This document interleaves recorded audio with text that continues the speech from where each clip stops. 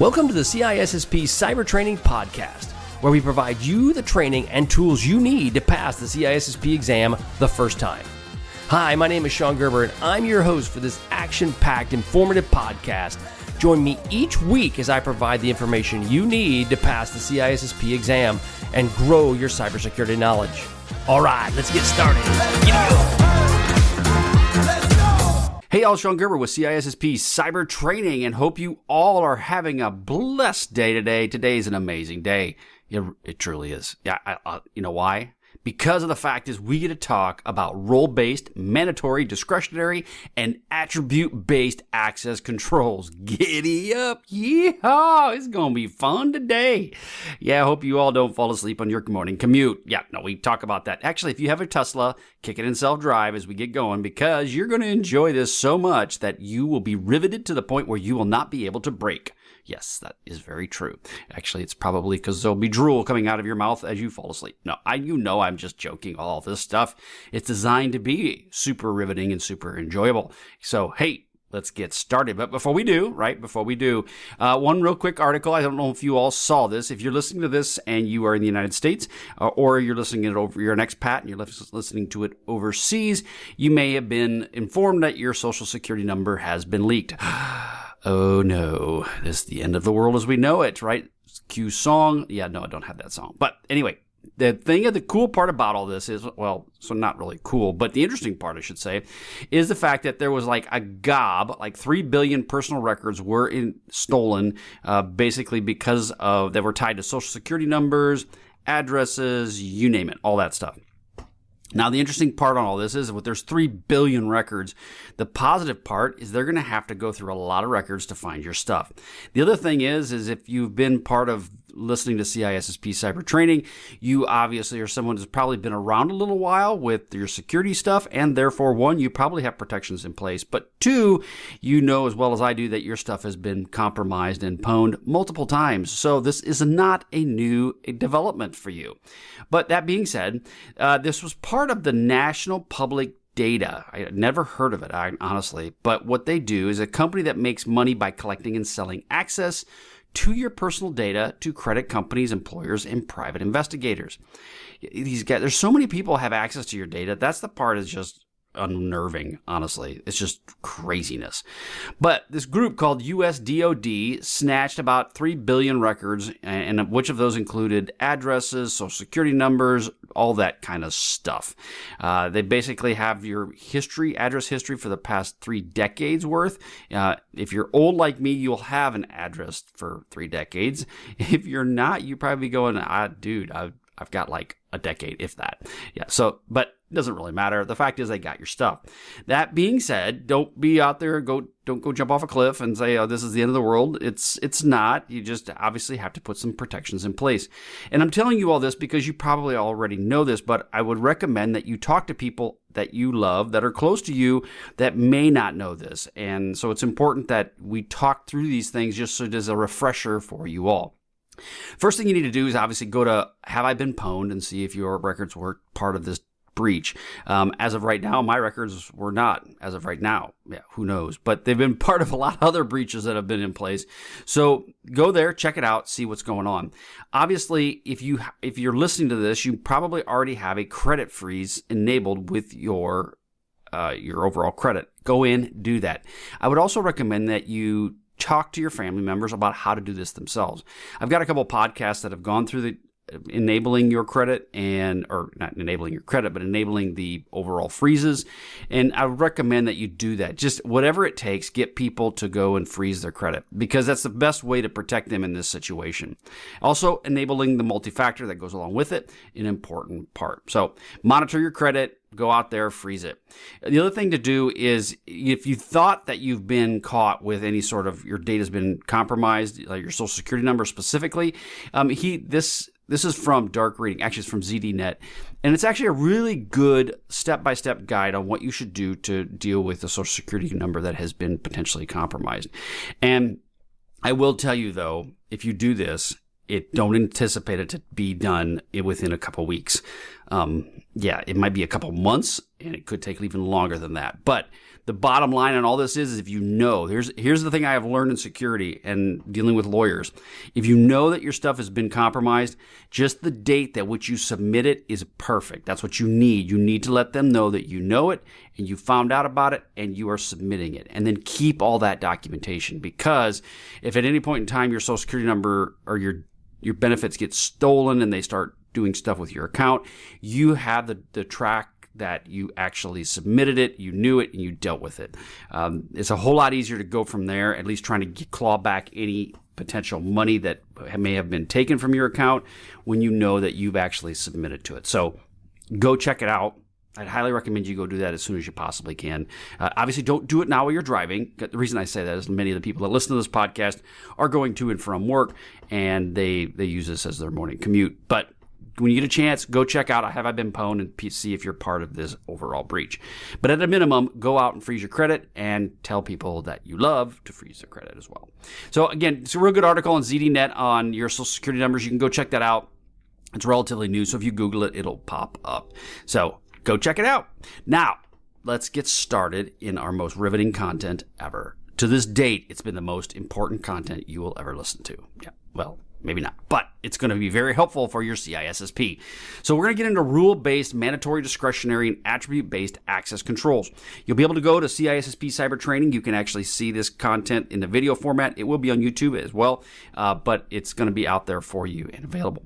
Also let you know, if you go to CISSP Cyber Training and purchase one of the products that we have available for you, we've got a bronze, silver, and gold. It's not in commensurate with the Olympics that have just passed, but it's just to kind of put it in a tier system that if you purchase any of that, it all goes to charity. Yes, we are putting all of this in our charity for our nonprofit for parents who want to adopt children, and that's where it's all going to go. I'm not going to keep any of it. Just going to give it all away. So I highly recommend it. Go do it. Again, the content's amazing. The content is awesome, and you'll get some great help when you're taking the CISSP, but also know that anything you purchase goes to a good cause. So, rule-based, mandatory, discretionary, and attribute-based access controls. What exactly are this? Are this? That's a really good English. You wouldn't know I'm from Kansas, and so we don't talk real well around here. We don't really even talk like that at all. But introduction to access control models. So as we're talking about these, we're going to get into some of the various aspects and why they're important.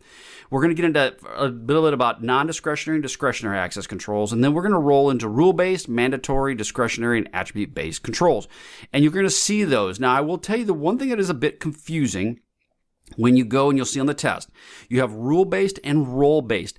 They both have the same acronym potentially. I've seen differentiations of that. They call RO for role. They've got RU for rule.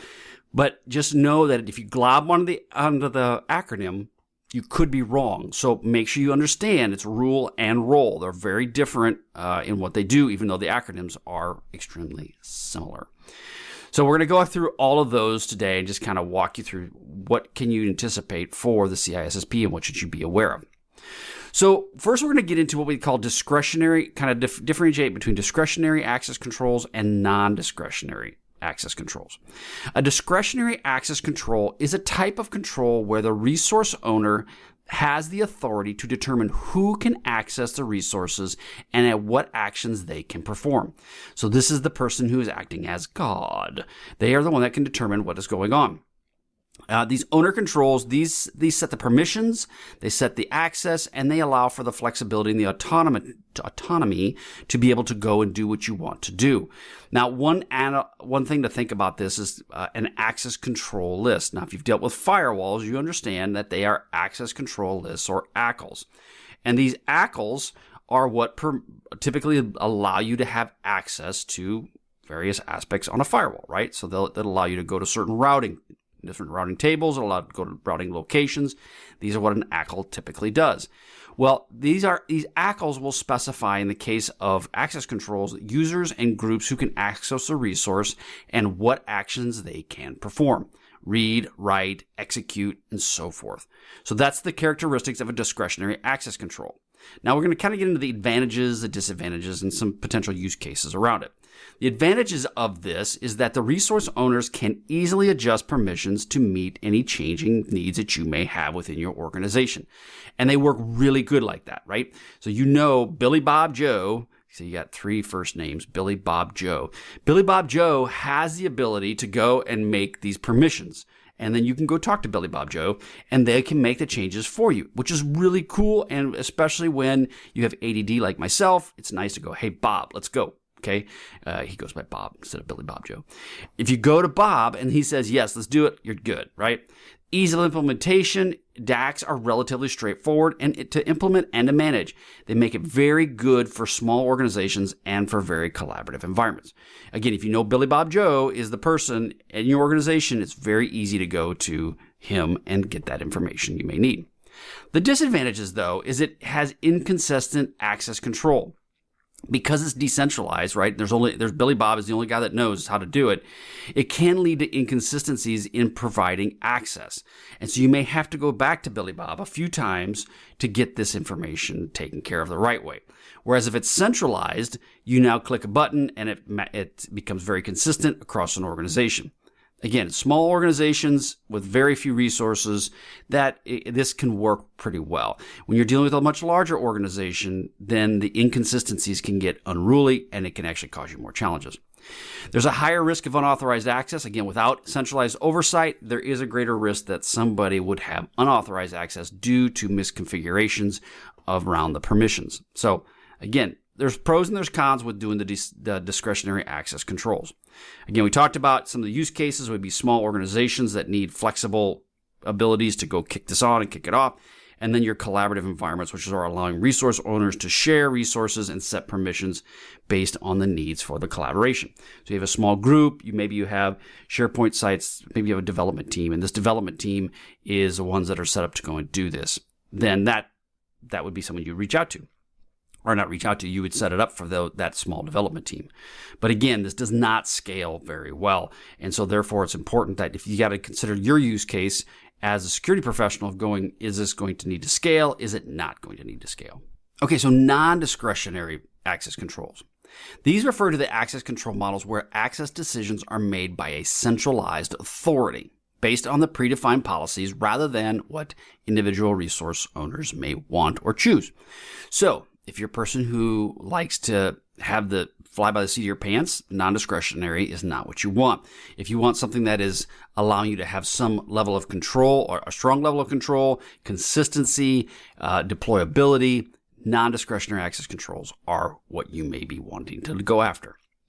So here's just a couple, which we'll talk about. Obviously, these are just a few of them, but the types of non-discretionary access controls would be your MAC, your mandatory access, role-based access, rule-based access controls. All of those will fall under the non-discretionary access controls. Now, just real quickly, mandatory access controls, they are granted on security labels and clearance set by the central authority. So that they're the ones that will set up the mandatory controls. Okay, users cannot alter these permissions. Role-based is what granted assigned to users by the administrator. Okay, these are predefined and determined to basically for each specific user. And then role-based, they're determined based on the preset defined rules such as time of day, location, and so forth. So just we'll get into more of that here shortly, but just know that types of non-discretionary access controls are your RBAC, your rule-based, your mandatory access controls, okay? So characteristics, we talked about it again, centralized control allows for the authority to be consistent and adherence to organizational policies. So a good example around this is if you're in a large enterprise, and in this enterprise, I know that all users that join our organization are going to have these set of things they can go do. They may not be able to do any sort of administrative adding of names, and they may not be able to do anything as far as their account goes other than just a normal user account. Now, once you get into added levels of ability, then you can increase what that person might be. So a role-based could be a good example of this, where I'm a standard user, then I want to be an admin. Well, then I get the admin added to my user ability. If I want to be a domain admin, that's a whole separate additional ad that would need to be added to me. if I wanted to be able to access a certain server at a certain time of day, because it's basically in a walled garden per se, then you would have a rule-based access control. So again, it's very centralized. It's very policy-driven. So we talk about policies. Policies aren't like, okay, you're having a policy for the government. We talk about policies are basically the security rules by which you're creating something. And this access might be granted based on these predefined policies, which include classifications, roles, or rules. And so these policies are set up. So I'll give you one example of a policy. I'm setting up policies for a data loss protection and insider risk program. These policies are set up that a USB will only be able to be used at X, Y, and Z. Or if you are uploading to a certain file share, only a certain file share at a certain time of day. Those are policies that are set up specifically to control access. They're to control what you can and cannot do with the tool. So yeah, that's the policy-driven piece of this. Advantages of it, it's high security. Again, centralized control, strict policies provide a high level of security and prevent unauthorized access. They don't allow access to anything except for what you allow them to. So that can be really good. Consistency, we talked about that earlier as well. It allows you to have some level of consistency within your enterprise, and it just makes things flow much better. Disadvantages, though, obviously, is complex of management. The management of this can get very out of control at times, especially if you let somebody like me who gets a little bit distracted. My wife tells me this all the time. I'm working on something and all of a sudden, squirrel, something pulls me aside and I go over and work on that and I go, wait a minute, what was I doing a minute ago? And so because of that, and you guys might even see that in CISSP Cyber Training, because I'll do a PowerPoint that looks really cool and then I'll do it on a piece of paper. Yeah, because I forgot what I did. Yeah, that's just kind of crazy at times. But that being said, I don't know where I was going with this, other than the fact that it's consistency. You want to have some level of consistency to ensure the application access controls are meeting your organization. Okay, no, it's complex management, right? Complex brain, complex management. Reduced flexibility. It does have a rigid structure which can hinder the collaboration and adaptability, especially in a dynamic environment. So when you're dealing with something, this is a great example of this. Organization I'm working with now, really good organization, lots of great people, but it is a monster company, huge company, right? And it is very complex and it is not very flexible. And it makes things very challenging when it is not as easy to make changes within the organization. That can happen with these different types of access controls. It can be frustrating and it can take time. That being said, there's risks that are being in place. The bureaucratic challenges can add a level of protection to keep from many changes occurring too quickly or too randomly. So it's important that you have some of that in there as well. It's just that's that trade-off you have to be able to go back and forth with. Use cases, again, military and government, they ensure that the classified information is only protected in a certain way. And we've talked about this in various podcasts. We get into the ability around the military and how it protects you.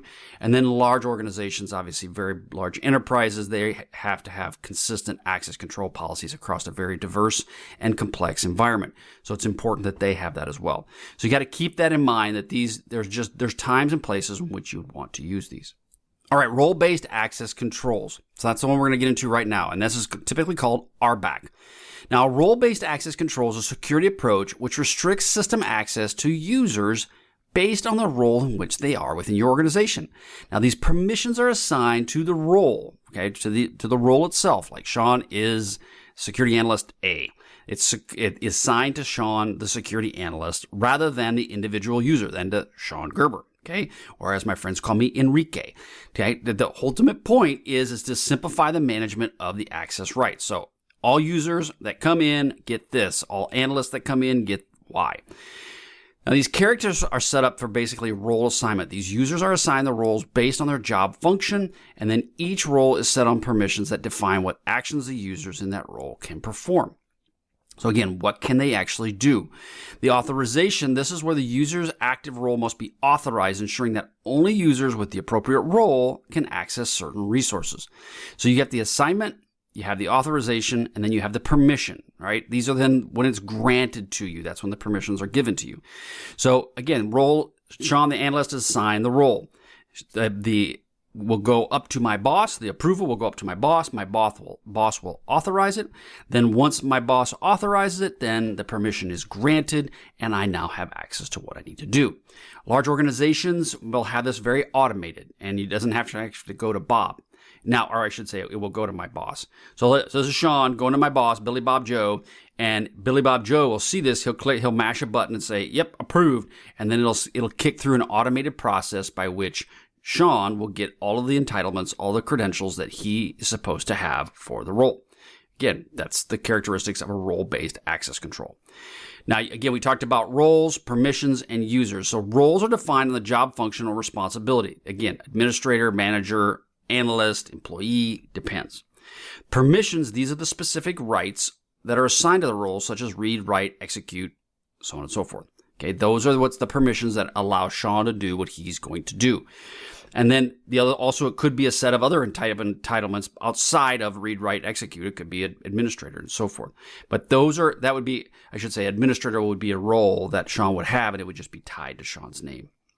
Users, individuals who are assigned to roles, and then they inherit permissions associated with those roles. Now, this is the part that can get really squirrely, is the inheritance issue of this.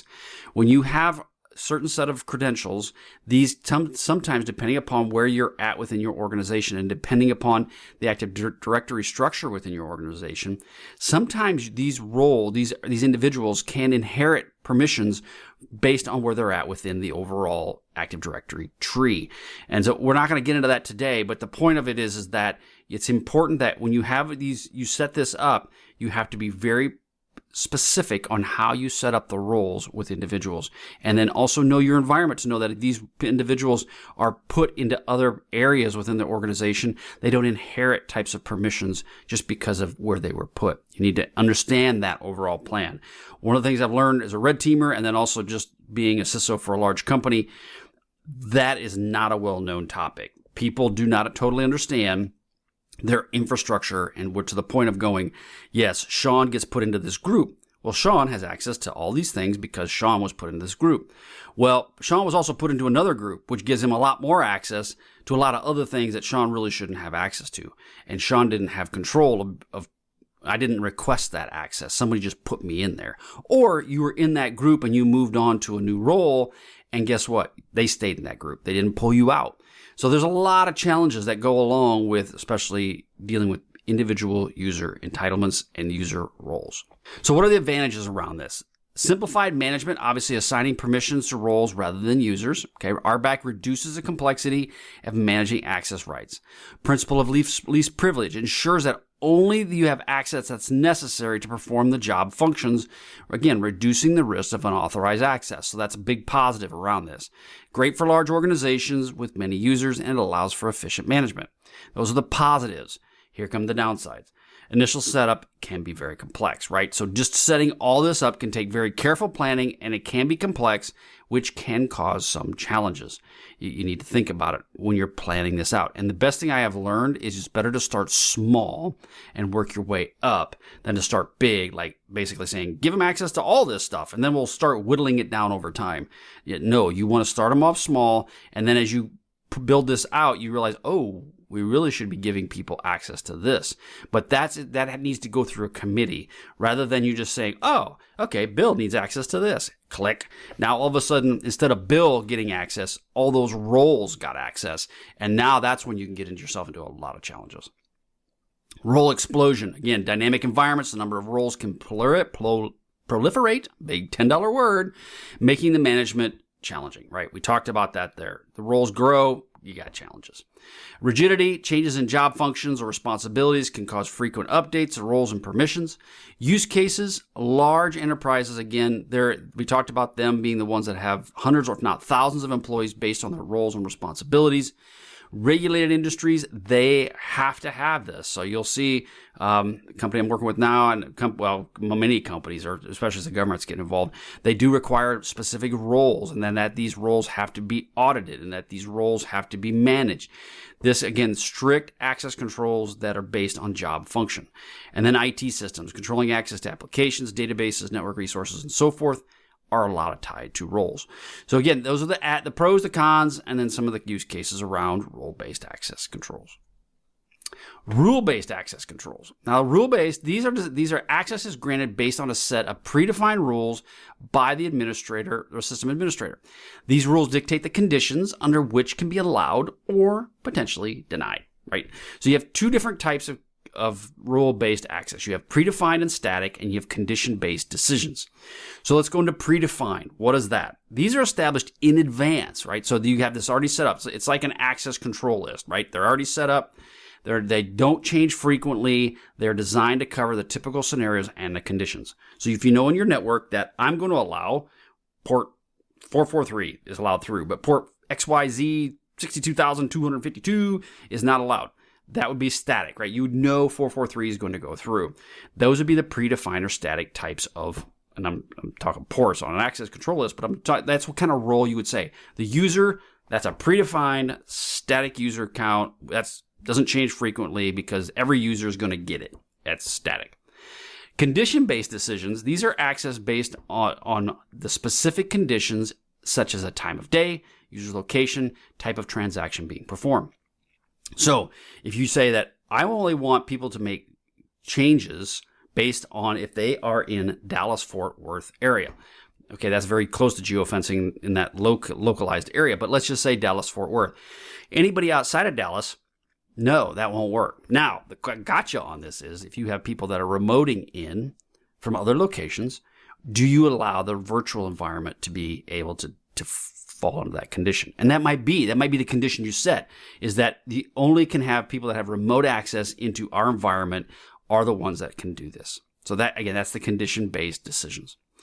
So there's various components to it: rules, subjects, and objects. Rules, these are the specific conditions that must be met for access to be granted. For example, a rule might state that access to a financial system is only allowed during business hours and not after business hours.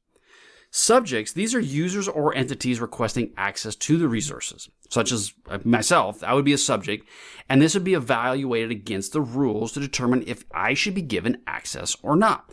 So again, rules are specific to be specific conditions. Subjects are the users and entities. Objects, these are the resources or the data that subjects are trying to access. So this is the stuff I'm trying to get to. So files, databases, applications, whatever it is. All right, so you have rules, those are conditions. Subjects, that's the users or the entities. And then 3 is the objects. These are what we're trying to get. Okay, so what are the advantages around rule-based access controls? It simplifies the management. Okay, so it does, by automating these access decisions on a predefined set of rules, administrators can reduce the complexity of managing access controls.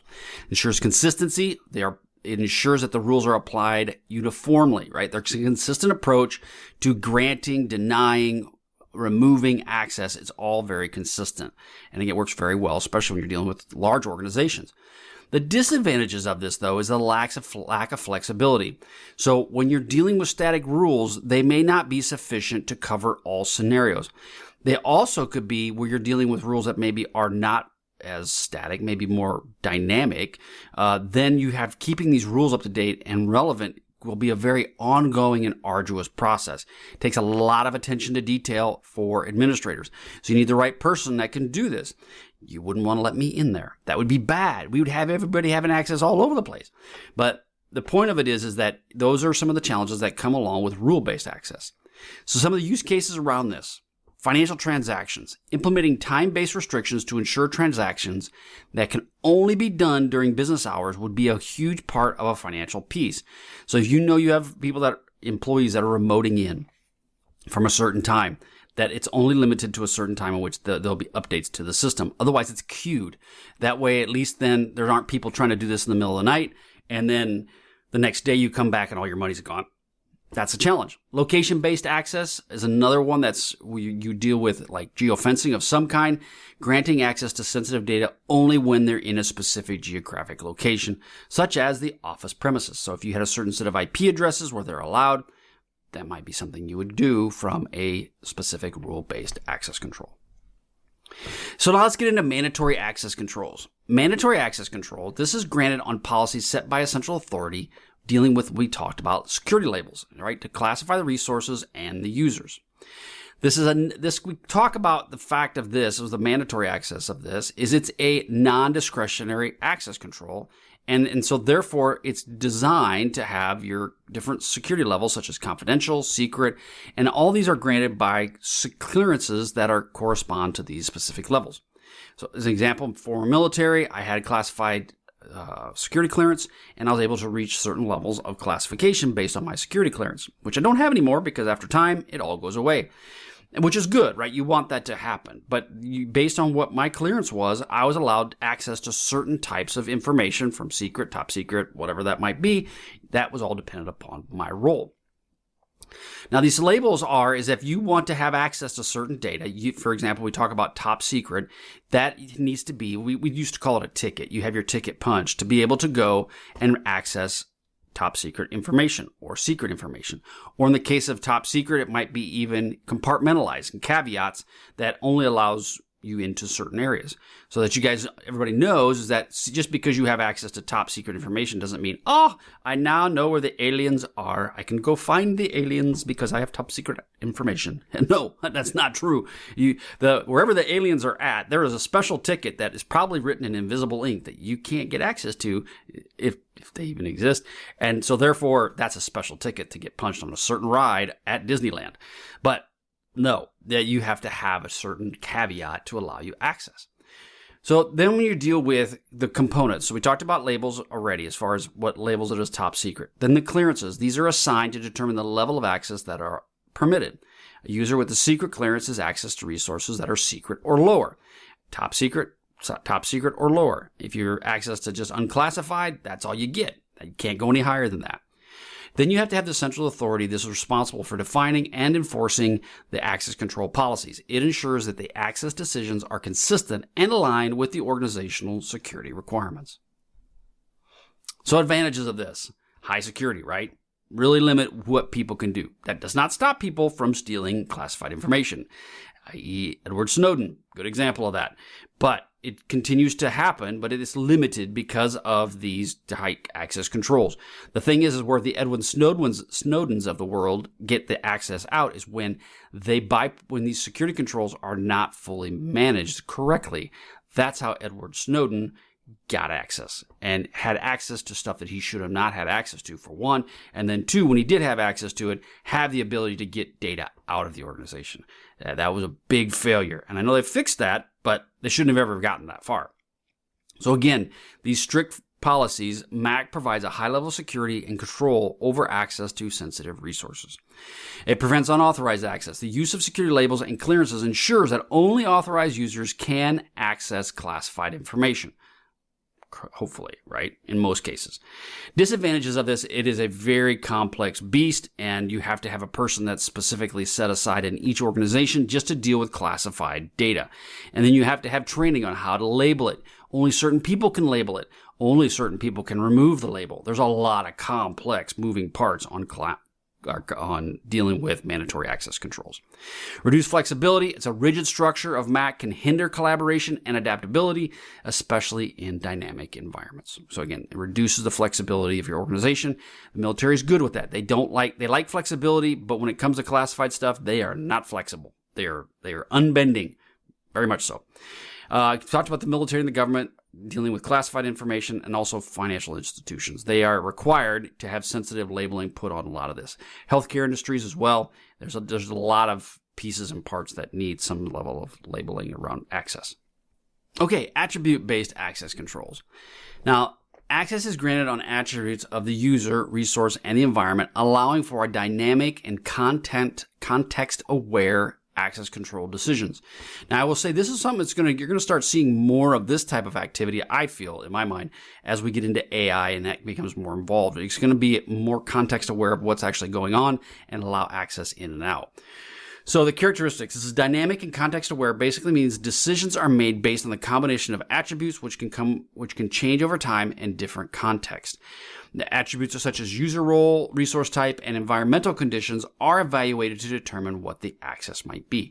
So based on the user's situation, it may allow the access depending upon the need. I have not dealt with this specifically. I've read of it, but I've never actually dealt with it completely. So such as these attributes would be characteristic of the user, role, department, and so forth. What are the resources that they need to have access to? Classification, type of data, and then the environment, which would be time and location. So you're bringing all these things together, and that would be the attribute of which it would be able to be context aware of what it's trying to allow. Now, these policies will define how attributes are evaluated to grant or deny access. And these policies can be very complex, and they can consider multiple attributes. But this is where you're going to need something that has the logic to be able to all look at this. So Sean's allowed access from Hong Kong at a certain time of the day, and he has to use a certain specific IP address to be able to get access, because maybe he's using a device from his work, and or he's in an IP address coming from the office location. Those three things have to be in context and have to be working for Sean to have access that he needs. Then there becomes a policy decision point, or they call it PDP. This is the component that is responsible for evaluating policies and making access decisions based on the attributes and the rules. So this is where the brains of this thing figures this out. Again, you're not going to be able to do it. It has to have a smart HAL. It's got to have something, a brain that will think through this to allow or deny the access. Hopefully it won't launch you into space. If you guys got the HAL indication, you would understand what I just said. So that's 2000, what was that? It was, see, I can't remember the name of it was like Odyssey 2000. I can't even think of the name of the movie, but it's got HAL, the big red eyeball. Okay. Attribute-based access controls, the advantages of this. See, the ADD kicks in every once in a while. Squirrel. High flexibility. ABAC supports complex access control requirements and can adapt to changing conditions and context because it has the flexibility to do that. It is scalable, right? So its attribute-based approach allows for scalable access controls in large and diverse environments. This really happens a lot, especially so like if you're dealing with a large company. I don't know if you've all have dealt. I get lots of different people listen to this podcast I got people from Spain, I got people from Brazil, I got people in the United States, all over the place, right? Listening to the podcast, which is awesome, right? And they all come from different backgrounds and different lifestyles. The thing around this, though, is interesting, is that if you've dealt with a large organization, I've done M&A, which is mergers and acquisitions. You bring in people from companies. Your company goes and buys one, and you merge it into your organization. So you have to deal with M&A. Well, when you're dealing with diverse companies, you have your way that you did your company, right? So this is the way your naming convention is. This is the way you do your IP structure. All of this stuff is based in a certain way. Well, now, and you have a certain way you do roles. Now you bring in somebody else, right, from the outside, and they did a whole different way of doing business. So how do you merge the two together? And this is where attribute-based access controls could be very valuable. Again, I haven't ever seen it in place. I've just read about it. And I think if you could make it work, this would be really, really cool. The disadvantages, though, is defining and managing attributes and policies can be challenging and requiring a very strong infrastructure and expertise. Again, got to find the unicorn, and sometimes unicorn is out there, but sometimes they're not. If you do find the unicorn, sometimes they want a lot of money, and therefore you don't want the unicorn. So you have to train your own little unicorn, which means you get a mule and you stick a cone on its head. And then you hope that someday it will grow into a beautiful unicorn. But right when it starts growing into a beautiful unicorn, it moves on to another role. Yes. Oh, I just kind of, I went on a tangent there, but it's true. It's so true. Okay, so disadvantages. We talked about that. Manages can be challenging, requiring robust infrastructure. Infrastructure requirements. Implementing ABAC also requires a system for managing and evaluating attributes and policies. Again, you got to have something, and it's going to be expensive to do this. But it could be extremely valuable to you, especially if you're dealing with mergers and acquisitions, that you could put a case together for how this would reduce the risk to your organization, especially from an insider standpoint. One of the big issues you run into from an insider point of view is when you start merging companies together, watch your data leave your organization because it goes out the door faster than you can even imagine because of the fact that nobody's watching it. Use cases, you have cloud environments. These provide dynamic access controls for user bases and then organizations with dynamic needs. Again, they support environments where access control needs change frequently based on context and conditions. Again, so these are kind of the areas in which you would deal with attribute-based access controls. Okay, that is all I have for you today. So I want you guys to head on over to CISSP Cyber Training. Go check it out. Go check out all the free stuff that's there. Go purchase the products. Again, the products go to a nonprofit, not taking the money. It's all good. Again, we want to help kids we want parents that want to adopt children. We want to try to help in the financial aspects of this through low interest loans, grants, and so forth. And so therefore, that's the overall purpose of our nonprofit. Again, I'm doing this stuff. Be honest with y'all, I enjoy working with this. I enjoy talking to you all, and this is kind of a bit of a therapy for me. But I also want to let you know that I don't need to do this. I want to do this to help you, but then also as we start going forward, how do I help families? And that's the overall purpose of CISSP Cyber Training, is to help that. Last thing is head on over to Reduce Cyber Risk as well. I'm a consultant, and so therefore, if you are looking for any sort of consulting needs, I can help you with those. Between myself and the team that I work with, we can pretty much help you in almost everything that comes down to security-related products. Again, reducecyberrisk.com. Go check that out for any of your consulting needs. Okay, I sound like the guy that's trying to sell you the, what is that? I can't think of it, that Shamu guy or whatever the guy is trying to sell you. This is a towel that if you take it and you fill up the water with it, it will work you forever. Yeah, no, that's not what we're doing here. So anyway, go to CISSPcybertraining.com. Check it out. Head on over to Reduce Cyber Risk if you need consulting work. Have a wonderful, blessed day, and we will catch you on the flip side. See ya. Hey, thanks again for listening today. It's been my pleasure to prep you for the CISSP exam. Are you interested, though, in some free CISSP exam questions? Head on over to freecisspquestions.com and sign up to join my email list, and you'll receive access for 60 free CISSP questions each and every month for the next 6 months. That's a total of 360 questions just for signing up with CISSP Cyber Training. You'll also gain access to other free CISSP resources, so just head on over to freecisspquestions.com and sign up, or head on over to CISSPcybertraining.com and sign up today. Have a wonderful day, and we will catch you on the flip side. See ya.